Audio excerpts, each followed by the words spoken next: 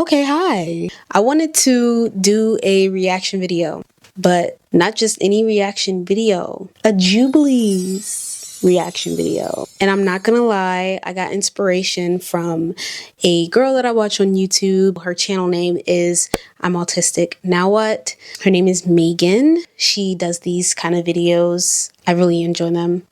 And I was like, ooh, I want to react to one. The video that we're going to be reacting to is from the channel name Jubilee. Do all people with ADHD think the same? I don't know. Can you guess what I'm thinking right now?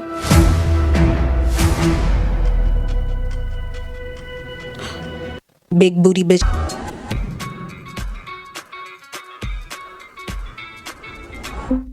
I've always known I have ADHD. 3, 2. No, I didn't. Had no idea there was even different types of ADHD. I thought it was just hyperactivity. They lied to me. Yeah, in elementary school and middle school, I was a good student. I was quiet and I sat at my desk. In college, I started to realize something was wrong when I started failing classes. And I was like, why am I not good enough? Like, why can't I focus? Why can't I sit in a library and study? It felt like something was wrong versus like a diagnosis, right? And then finally, last year at 28, I finally got diagnosed and like every piece. Love her little cardigan, by the way. So cute. Adorable. Kind of like came together and it finally felt like, oh, nothing's wrong with me. This is just who I am. Actually, just her saying that, mine actually started when I was starting to research what ADHD was. I'm pretty sure it's thanks to social media that I've recognized that ADHD is more than hyperactivity. It shows itself in many different ways. There are 3 different types. You have hyperactivity and inattentive. I have the inattentive type. At least that's what I was diagnosed with. Back when I was finding out through social media that there was similarities that I was seeing, but like what I was seeing was memes or like something in regards to ADHD. And I was like, what is ADHD? And I just fell into a rabbit hole. I was doing research out the wazoo and I was like, holy shit. Does ADHD affect this? Does ADHD affect this? Does ADHD?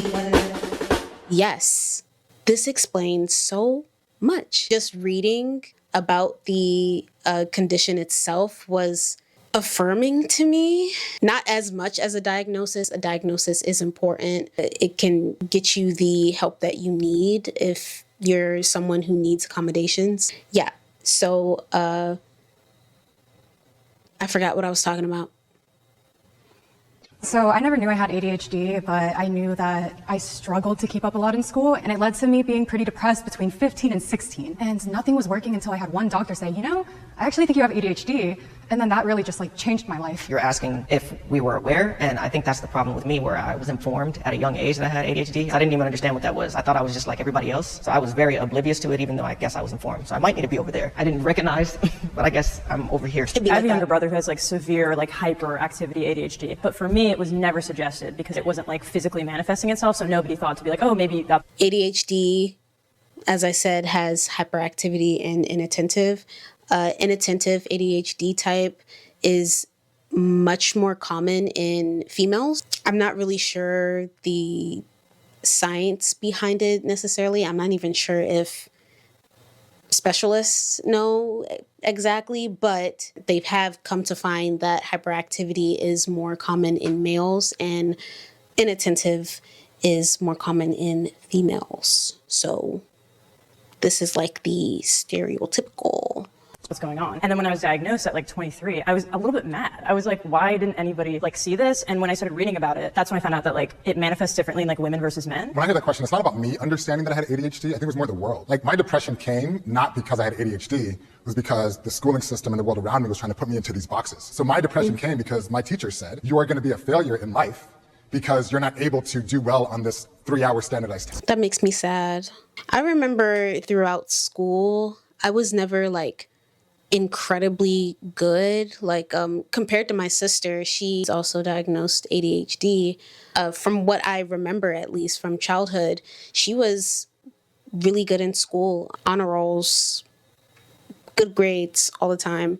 Mines were pretty what's that word? Fluctual? That is not correct. Fluctuating? They fluctuated. Yeah, they fluctuated. They were never like shitty. Like I did have like E's, to be honest. I did have a couple E's. I did. But, you know, I also had like the A's and shit, okay? It was just difficult. To be honest, I don't really remember my school years like that. Ooh, that's something that I need to unpack soon. Ugh. Medication has helped me manage my ADHD. 3, 2, 1. Well, I didn't know how to answer this because I'm not on medication because I'm deathly afraid of what it would do to me. Even though it probably would help and I should just test it out, I just haven't yet, and so I don't know. I didn't know my brain could be so quiet. Yeah. I was like, wait, that's normal. Medication was like putting on a pair of glasses for the first time in my life. During the first month after my diagnosis and I was put on medication, the medication management, I had significant effects from it.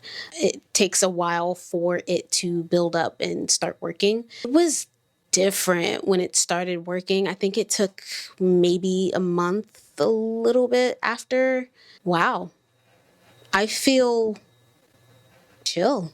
This is pretty chill. I think over time I just got used to it, and then the side effects, I still have side effects now, so it's like I kind of want to try them stimulants right now because my mental load is I can't focus right now. I think this is hilarious because I hate medication. But because I hated it was the reason why I was able to end up focusing. I hated it so much that I was like, I'm just gonna focus. I had the countermeasurements, and my mom also helped me along the way so that I wasn't reliant on the medicine, but I still have tendencies. But I remember everything that I was taught, and I applied them so much to where it's kind of like, it kind of eased me off of the medication because I hated it. Medication for me is what I use to help get back on the horse, so to speak. If things kind of spiral out of control, try my best to basically build a house with a strong structure. ADHD, you're building a house on quicksand. So sometimes the medication hardens that quicksand for me a little bit. That's interesting. You're building a house on quicksand. That's a really good analogy because now I can visually see what he feels with his experience on medication. It's like if his house gets low enough into the sand. You with me? You with me? Here, let me use a visual representation of how I'm seeing it, at least. If his house gets significantly too low for his comfort, he pops that Adderall and he's like, oh, okay, I'm back here for a little bit. I was diagnosed later on at 27 years old. And so the first time I took medication, I finally realized like, oh, this is what it feels like to not get brain fog after 20 minutes. I said agree because I've been able to learn certain things on how to navigate without medication. I do much more meditation to slow down my brain. Now, the reason why that's beneficial for me is that would work even if I'm not on medicine. My family helped seek out my diagnosis.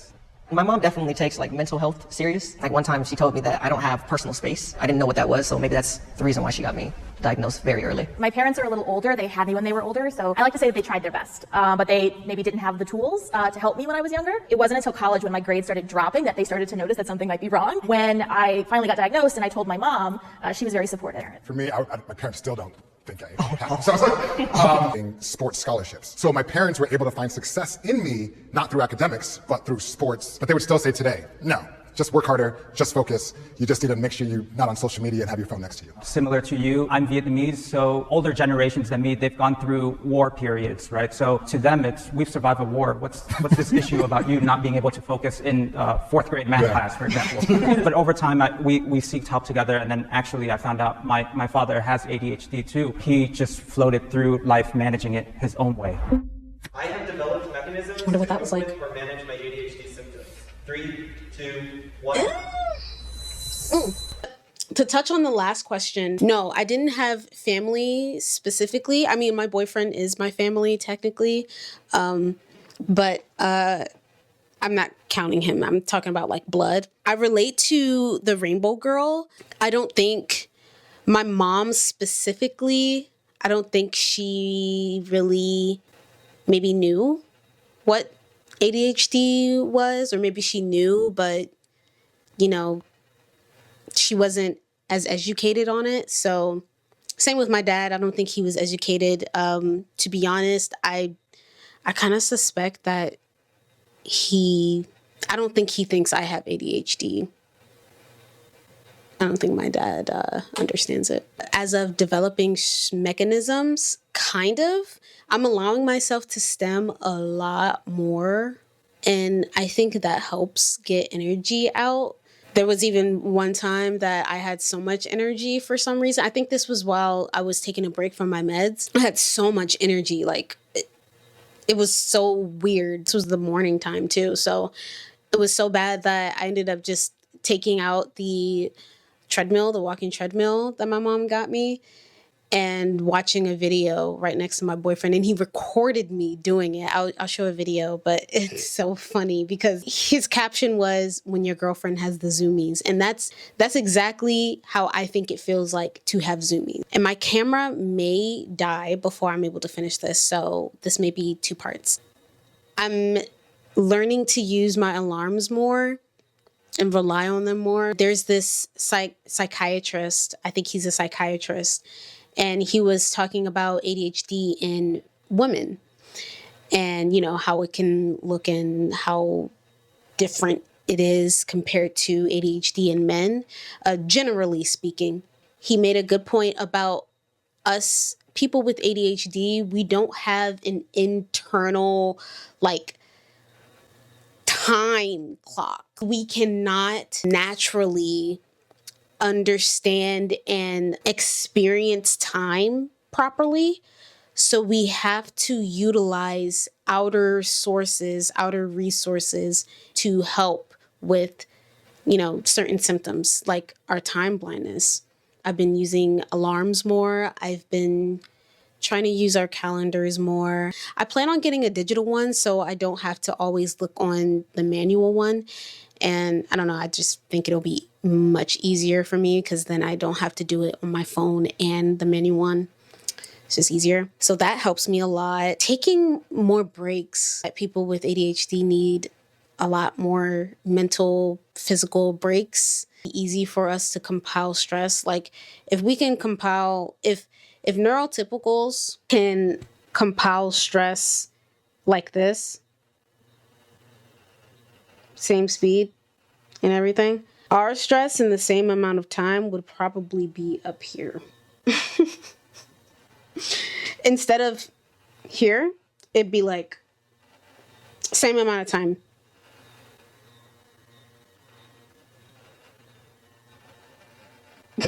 It's weird and it's annoying. Anyway.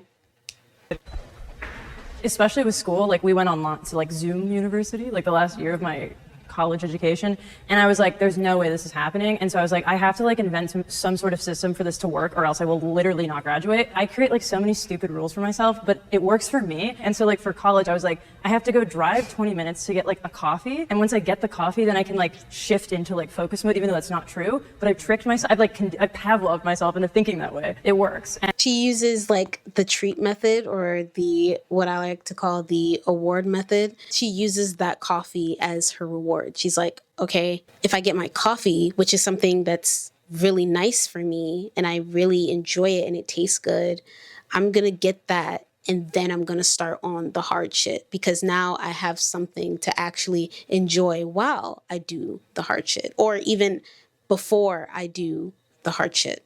Or it could also be a physical reaction too. I do hear differing things about people with ADHD and consuming caffeine. Some people claim they go to sleep after drinking coffee or caffeinated drinks. They get tired. I honestly have to test that out because I don't think I have ever noticed a difference. So I might actually just remain neutral. But other people with ADHD says that it gives them a boost. So I don't know. It could also give her a boost, and that could help her concentrate. I don't know. actually have this, I have like little morning rituals where I would wake up, make myself a tea, and just spend 20 minutes looking at the plants. And also I found sticky notes to be my best friend and my enemy at the same time, because sometimes those sticky notes pile up. Yeah, I also have just like, I live and die by my calendar on my fridge. Like if it's not on there, I'm never going to your birthday party. Like it has to be on the fridge, on the calendar. That's not good, because then if I'm on... That's actually a good idea to put it on the calendar on the fridge. I might have to think about that. I might have to start doing that. Vacation, or I'm not able to look at the calendar, or I forget something, then it's just gone out of my brain forever. I call it like the light bulb trick, where if I want to study, I have a specific lamp that I turn on. And every time it's on, I just know this is focus mode. I don't do anything else. That would be very hard for me to do. I feel like in hindsight, it's kind of like, you know, people joke about getting a new shiny journal. Was it this? I don't, hold on. Oh, I have something. Hold up. Oh, shit. Sorry. Oh, accidentally kicked you. Okay, listen. This journal looks like it has shit on it, but I promise you it's not shit. I think it's soy sauce from like 2 years ago. Anyway, this is my new this is how people with ADHD are. This is my new shiny journal. Isn't it shiny? Isn't it pretty? Don't you like it? Oh my God, this is gonna change my life. You have no idea how life-changing this journal is. And then 2 weeks later, we're just like, you're not changing my life. I don't know why you always think it's gonna change something. It's not gonna change. It is not gonna change. Oh, I forgot why I ended up saying that. Why did I say that? Hold on, now I have to find out.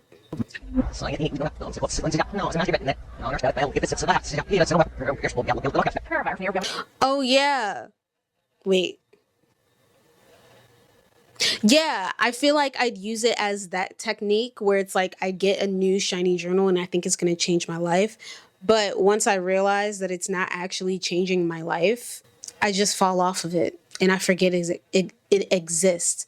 So I don't know. I feel like having a certain item that, or maybe I need to think about this more, because I feel like I do have that type of thing, but not with a lamp. I'll get back to you on that. ADHD is becoming more common. 3, 2, 1. Disagree. I disagree, and I don't strongly disagree, because it is looking as if it's becoming more common, but I think it's appearing as such because we're getting better at recognizing the symptoms and what it could look like, and the fact that it's on the spectrum.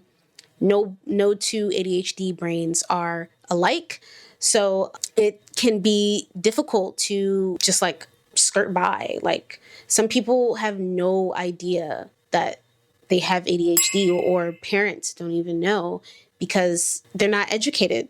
That's basically it. They're not educated enough to understand that ADHD looks different. I don't think it's becoming common in a way that is portrayed as people are just getting diagnosed to receive certain benefits, as if there are any benefits. I mean, you could get medication. Some people see medication as a benefit, and to a certain degree it is, but that's not really the point. ADHD is something that you have for life. You can't get rid of it. So even if you do get on medication for someone with ADHD, it's not like, oh, this fixes me. It's not medication that you can take and it fixes you. For people with ADHD, it can help you just get by. That is a benefit, but also if you're just a regular or neurotypical person and this isn't the medication you need, it can actually be more dangerous for you to get medicated. I can't really see how therapy could go wrong. I guess if you're getting therapy for the wrong diagnosis, that could be harmful in itself. I don't know. I just don't think people understand how ADHD works. Maybe that's just me saying that because, to be honest, I don't even grasp ADHD, but I do understand to a certain degree that it's not just something that is contagious. It's not contagious. It's not something that is a fad or a fad. That's how you say it, right? It's not a fad. People aren't just getting diagnosed to get benefits and shit. You actually, do you know how difficult it is to get a diagnosis of ADHD? Hey, yo, what the fuck? I think that's where I'm gonna end it. There will be a part 2 to this because my camera is overheating and my phone just stopped recording.